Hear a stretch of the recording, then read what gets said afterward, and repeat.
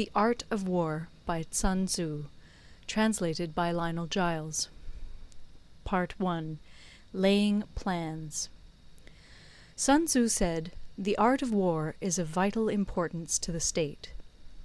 It is a matter of life and death, a road either to safety or to ruin. Hence it is a subject of inquiry which can on no account be neglected. The art of war, then, is governed by 5 constant factors, to be taken into account in one's deliberations when seeking to determine the conditions obtaining in the field. These are 1. The moral law, 2. Heaven, 3. Earth, 4. The commander, 5. Method and discipline. The moral law causes the people to be in complete accord with their ruler, so that they will follow him regardless of their lives, undismayed by any danger. Heaven signifies night and day, cold and heat, times and seasons. Earth comprises distances, great and small, danger and security, open ground and narrow passes, the chances of life and death. The commander stands for the virtues of wisdom, sincerity, benevolence, courage, and strictness.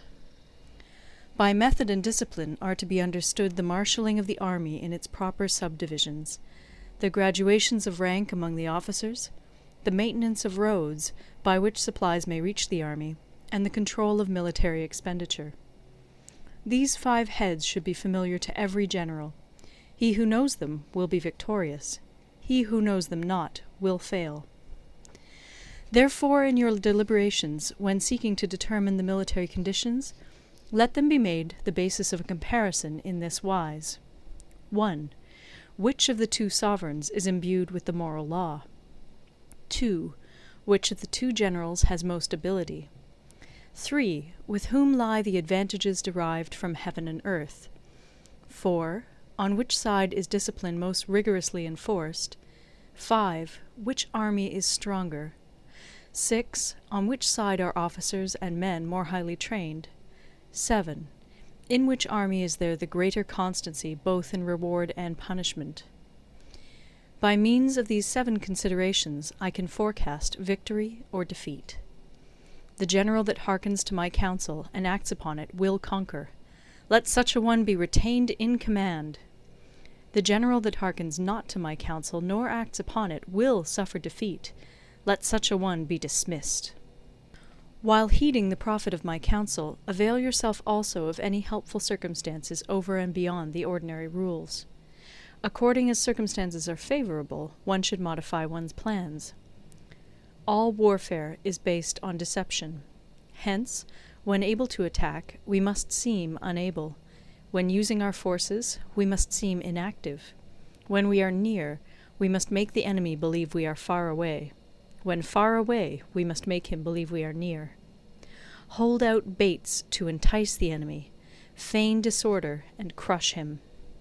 If he is secure at all points, be prepared for him. If he is in superior strength, evade him. If your opponent is of choleric temper, seek to irritate him. Pretend to be weak, that he may grow arrogant. If he is taking his ease, give him no rest. If his forces are united, separate them. Attack him where he is unprepared. Appear where you are not expected. These military devices, leading to victory, must not be divulged beforehand. Now the general who wins a battle makes many calculations in his temple ere the battle is fought. The general who loses a battle makes but few calculations beforehand.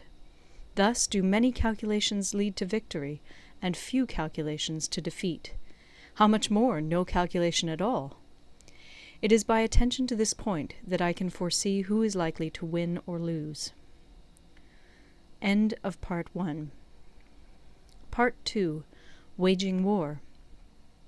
Sun Tzu said, "In the operations of war, where there are in the field 1,000 swift chariots, as many heavy chariots, and 100,000 mail-clad soldiers, with provisions enough to carry them 1,000 li, the expenditure at home and at the front, including entertainment of guests, small items such as glue and paint, and sums spent on chariots and armour, will reach the total of 1,000 ounces of silver per day.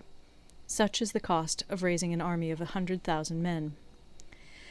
When you engage in actual fighting, if victory is long in coming, then men's weapons will grow dull and their ardour will be damped.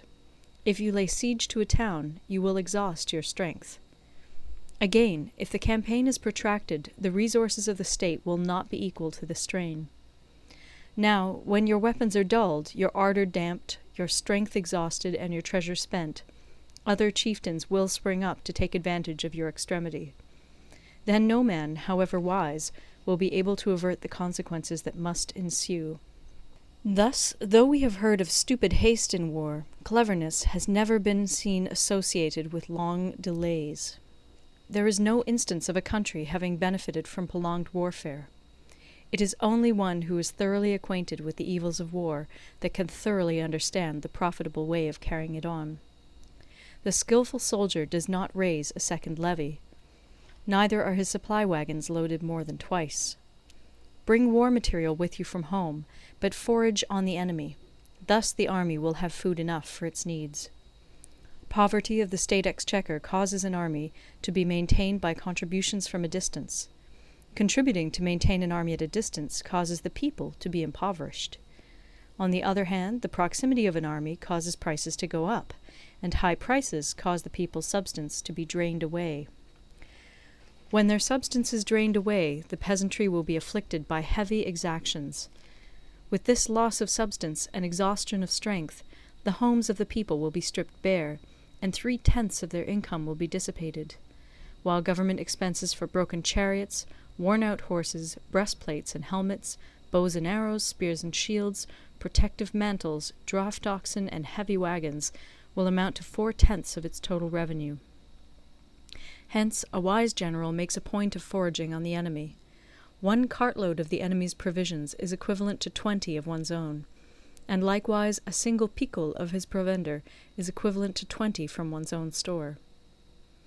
Now, in order to kill the enemy, our men must be roused to anger. That there may be advantage from defeating the enemy, they must have their rewards. Therefore, in chariot fighting, when 10 or more chariots have been taken, those should be rewarded who took the first. Our own flags should be substituted for those of the enemy, and their chariots mingled and used in conjunction with ours. The captured soldiers should be kindly treated and kept. This is called using the conquered foe to augment one's own strength. In war, then, let your great object be victory, not lengthy campaigns.